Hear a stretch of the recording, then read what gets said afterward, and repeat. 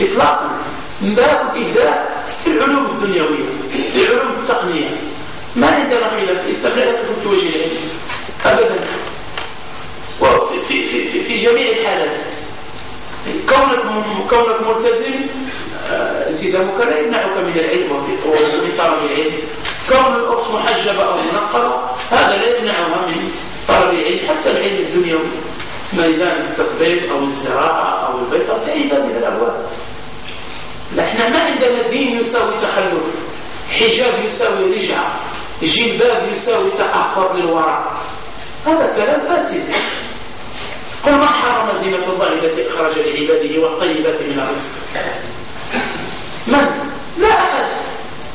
هذا باب واسع، فمجال الابتكار والابتداع مطلوب من المسلم أن يعطي. مثل الكلمة الطيبة لا إله إلا الله. ألم ترى كيف ضرب الله مثلا كلمة طيبة كشجرة طيبة أصلها ثابت وفرعها في السماء. شوف المعنى الآية. تؤتي أكلها كل حين بإذن ربها. كلمة لا إله إلا الله دائما في كل عصر، في كل مصر، في كل وقت، في كل جيل. نعم، تؤتي أكلها، أي يوجد من الناس من يدعو إلى إله إلا الله، لأن لا إله إلا الله رسخت في قلبه، فشرح الله صدره بالتوحيد إلى العلم وإلى معارف كثيرة، وبعد ذلك بدأ يدعو إلى هذه الكلمة ويبثها في الناس ويؤيد كلامه بالأدلة من الكتاب والسنة. فهي دائما تؤتي أكلها دائما بفضل الله عز وجل. وهذه الكلمة نافعة، وهذه الكلمة ستنفعك يوما ما، كما قال عليه الصلاة والسلام. هذا اليوم هو يوم القيامة، عرصات القيامة. من قال لا إله إلا الله نفعته يوما من دهره وإن أصابه ما أصابه. هذه الكلمة كلمة لا إله إلا الله. وذلك هو حديث الشفاعة، وهو حديث طويل.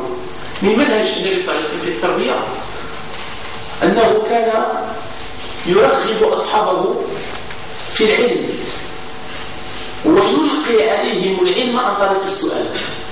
هناك اختبار وهناك عن طريق السؤال، كما ورد في الحديث الذي أخرجه الإمام البخاري في صحيحه من حديث معاذ بن جبل رضي الله تعالى عنه قال: كنت رديف رسول الله صلى الله عليه وسلم على حمار،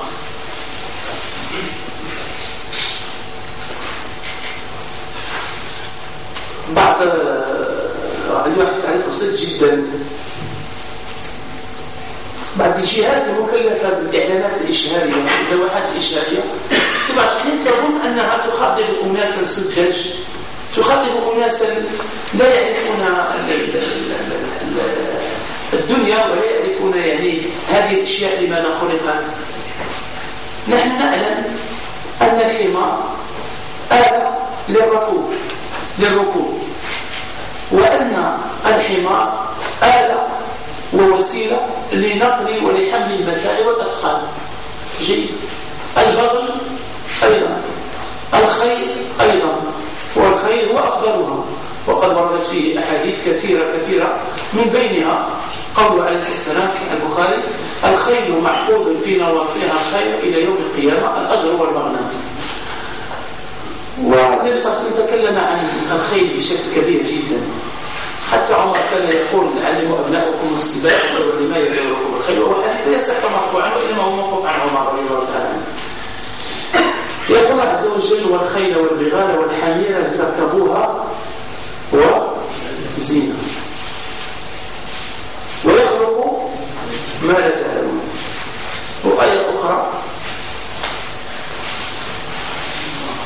أنها لحمل المتاع ولحمل الأثقال من مكان إلى مكان. غريب جدا يعني في هذه الأيام وأمام قسم مصلحة المستعجلات في الإشارة الضوئية أمام مصلحة المستعجلات رأيت لوحة إعلامية أن خروفا يجر عربة يقودها رجل، وهذه العربة محملة بتلفاز وبثلاجة وأمور أخرى. يعني هذا كله إشهار للربا. لغير متى كان الخروف متى كان آلة للركوب أو آلة لجر العربات. حديث في صحيح مسلم أن رجلا جاء ووضع أثقالا على البقرة، على بقرة، حديث صحيح مسلم، وركب عليها. مثل الإعلام التجاري راس بقرة هنا داروا خروف باش تعرفوا بأنه يعني غير المهم خصو ترويج الربا، وسيأتي اليوم الذي يسقط فيه الربا. والحمد لله يعني الآن هناك يعني الكثير من البلاد الإسلامية والبلاد الغربية بدأت تقتنع بالنظام الإسلامي في المصارف وفي الاقتصاد. هناك دولة خليجية أكثر من سنة وهي تعاني من هبوط حاد في بورصة الأسهم، وانضافت إليها دول أخرى في الخليج أيضا. ما هو السبب؟ عند التحليل بعض الناس يقول لا السوق غير مستقر، أسعار البترول مستقر. لا أعرف الأمور، لأن معظم الشركات رأس مالها ليس صافية 100%، مخلوط بأمور أخرى، بأمور ربوية، شركات منتجة لأمور ومواد محرمة شرعا. فها هو الدليل والبرهان. يتسلط على هؤلاء فهم في خسارة فخسر ثلث الشعب في تلك البلاد، رأس مال كبير جدا، حتى طلبوا من القيادة أن تتدخل. وهذه الأخبار موجودة وإلى يومنا هذا موجودة حتى على بعض الشبكات الأخرى. فالبقرة كما في صحيح مسلم أن رجلا وضع عليها أثقال ثم ركبها، فالتفتت البقرة، وهو في صحيح مسلم. حينما أقول لك صحيح مسلم يعني حديث صحيح تجاوز القنطرة، لا تحتاج أن تقول هو حديث صحيح. فالتفتت البقرة فقالت، أنطق الله البقرة فقالت يا هذا إني لم أخلق لهذا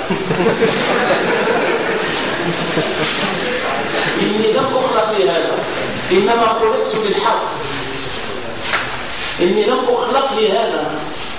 اش كيتسناو هذه يتكلم معاه الخروف؟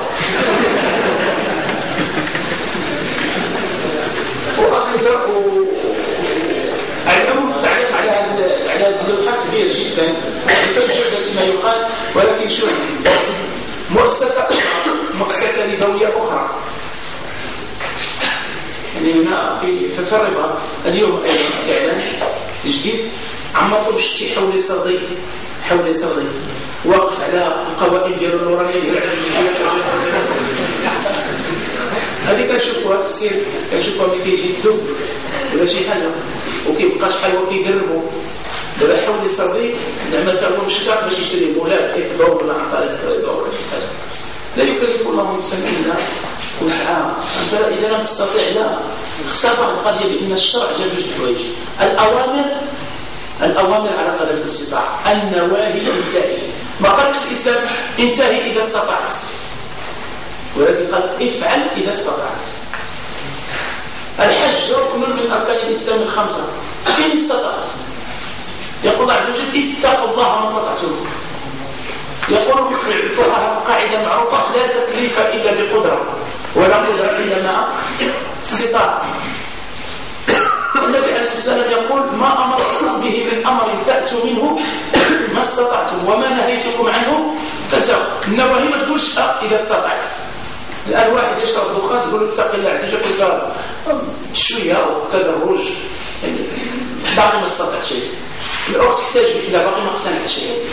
ما عندناش كنا هذا في البلد إطلاقا.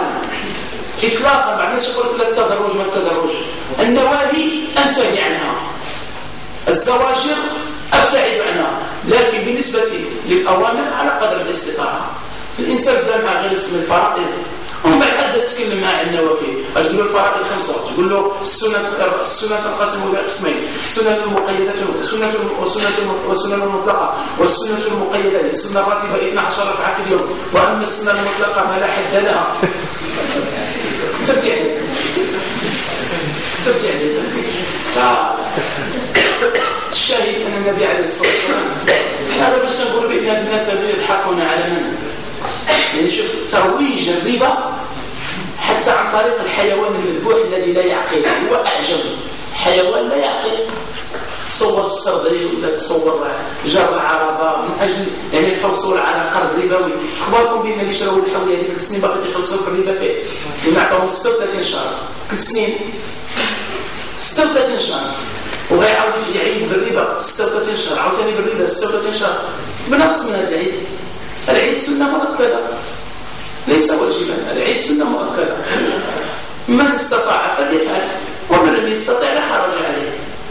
وإذا قام ولي أمرنا كما هي العادة جرت في مملكتنا المغربية أن ولي الأمر يذبح واحدا عن نفسه وأهله وقرابته، والآخر عن عمل يضحي من أمته، وهذا هو الهدي النبوي. الإنسان يبيع الثلاجة ويبيع التلفاز، كيجي كأس العالم